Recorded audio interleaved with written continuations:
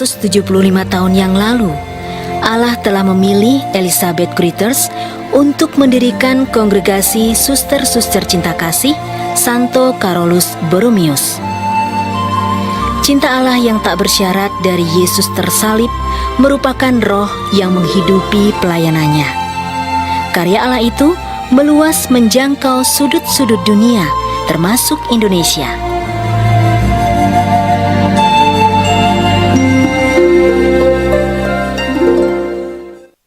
Salah satu karya para suster CB adalah Panti Asuhan Santa Maria Ganjuran.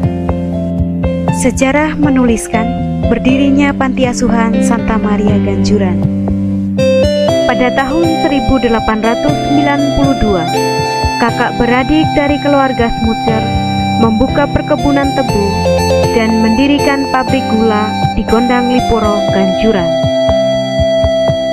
Tahun 1912, keluarga Smucer menetap di Ganjuran untuk mengurus perkebunan dan pabrik gulanya. Mereka juga mempunyai perhatian yang besar akan karya misi di Ganjuran. Tahun 1919, keluarga Smucer mendirikan sekolah Katolik Standar School untuk melengkapi sekolah dasar yang sudah ada. Tahun 1920, atas permintaan seorang bidan bernama Ibu Ignasia Padma Jatiwara, Nyonya Smucer membuka poliklinik di garasi rumahnya untuk melayani para karyawan pabrik dan masyarakat di sekitarnya. Romo Van BSC juga mengawali karya misinya. Pada tanggal 20 Agustus 1924, Vikaris Apostolik Batavia, Monsignor J.M. Van Velsen memberkati gedung gereja Hati Kudus Tuhan Yesus yang dibangun oleh keluarga. Tahun 1927, keluarga Smucer membuka asrama putri bagi putri-putri Jawa yang berasal dari desa yang jauh, misalnya dari Panggang, Sanden, Celep, Pundong, dan lain-lain. Asrama ini terletak di belakang rumah Tuan Insinyur J. Smucer, pemimpin pabrik gula Gondang Lipuro, Ganjuran. Januari 1930, sebuah rumah sakit berkapasitas 30 tempat tidur selesai dibangun yang didirikan sebagai hadiah ulang tahun bagi Nyonya Smucer. Nyonya Smucer mengajukan permohonan untuk mengelola rumah sakit kepada pimpinan Suster-Suster Cinta Kasih Santo Carolus Borromeus di Maastricht, negeri Belanda, dan permohonannya dikabulkan. Secara resmi pula, Suster-Suster Cinta Kasih Santo Carolus Borromeus mulai berkarya di Ganjuran. Dalam majalah Carolus Flocchio edisi bulan Januari 1930 tertulis sebagai berikut: terpilih sebagai Overste Biara Gondang Lipuro, Suster Kunegunde Sanders yang akan ditemani oleh Suster Valentina, Suster Iris Ruth, dan Suster Amonia Rui. Pada tanggal 14 Februari, mereka akan berlayar dari Marseille dengan kapal SS Love. Tetapi pada akhirnya, Suster Valentina diganti oleh Suster Barbarinus van de Broek yang telah ada di Ondas Depot, Yogyakarta. Suster Valentina sendiri ditugaskan di Rumah Sakit Salawat, Jakarta. Mereka berangkat ke tanah misi dengan penuh semangat. Keluarga Smucer membangun sebuah candi Hati Kudus Yesus dengan gaya seni Hindu di halaman gereja.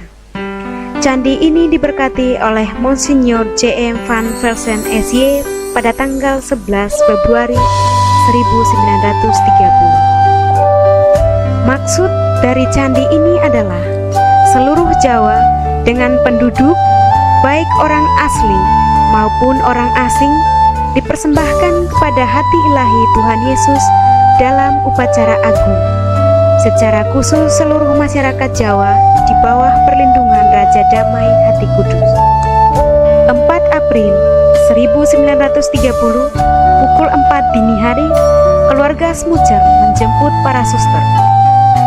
Pada hari Jumat pertama, pukul 7, mereka sudah ditunggu kedatangannya oleh umat setempat dalam perayaan Ekaristi di Gereja Ganjuran.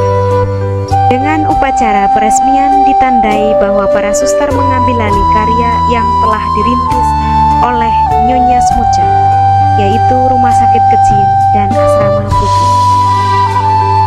Mudar Gaudensia dari Onder de Bohen, Jogja menulis, Jumat pertama, rumah sakit itu akan dibuka dan akan diberi nama Rumah Sakit Elizabeth sesuai dengan nama pendiri Kongregasi Suster-Suster Cinta Kasih Santo Carolus Borromeus. Pada hari Jumat pertama tersebut, para suster mulai menerima rawat inap untuk para pasien pribumi. Rumah sakit ini menjadi rumah sakit pertama di Indonesia untuk masyarakat pribumi. Beberapa hari kemudian, para suster mengunjungi sekolah-sekolah milik keluarga Smuja. Setelah itu, ada sambutan dalam bahasa Belanda oleh salah satu anggota Padvinders atau pramuka zaman dulu, yang isinya adalah berjanji akan membantu untuk mengantar orang sakit dan yang luka ke rumah sakit. Kesulitan terbesar para suster ialah berbicara dalam bahasa Jawa, tetapi mereka ditolong oleh bidan Ignatia atau yang mereka panggil dengan sebutan Tante A. Pada awalnya, masyarakat belum biasa dirawat di rumah sakit, sehingga para suster banyak melayani panggilan ke desa-desa di sekitar Ganjuran. Pelayanan yang diberikan oleh para suster lewat rumah sakit ini mulai dikenal secara luas oleh masyarakat. Di antara mereka yang datang berobat, ternyata banyak anak-anak miskin dan yatim piatu yang diantar ke rumah sakit guna mendapatkan perawatan. Selain itu, rumah sakit juga menampung dan merawat bayi-bayi yang ibunya meninggal setelah melahirkan. Oleh karenanya, saat itu cukup banyak anak-anak miskin, terlantar, dan yatim piatu yang ditampung dalam naungan Rumah Sakit Santa Elizabeth. Menanggapi situasi seperti itu, Suster Franka VB memunculkan suatu jalan keluar, yakni mendirikan suatu panti asuhan agar dapat merawat mereka secara lebih intensif. Romo Albertus Sugio Pranoto SY, yang saat itu masih menjadi pastor paroki di Bintaran, juga turut memberikan perhatian bagi mereka yang tinggal di asrama itu. Seminggu 3 kali, yakni pada hari Minggu, Senin, dan Selasa, ia mengorbankan misa di Ganjuran. Beliau seringkali memberikan nasihat dan petunjuk-petunjuk kepada para suster mengenai berbagai cara untuk mendampingi dan mendidik anak-anak yang tinggal di asrama.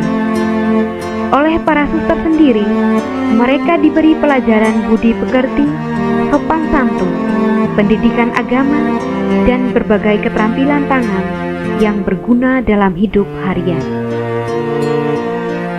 24 Juni 1934, keluarga Smuter meninggalkan Indonesia untuk menetap selamanya di negeri Belanda.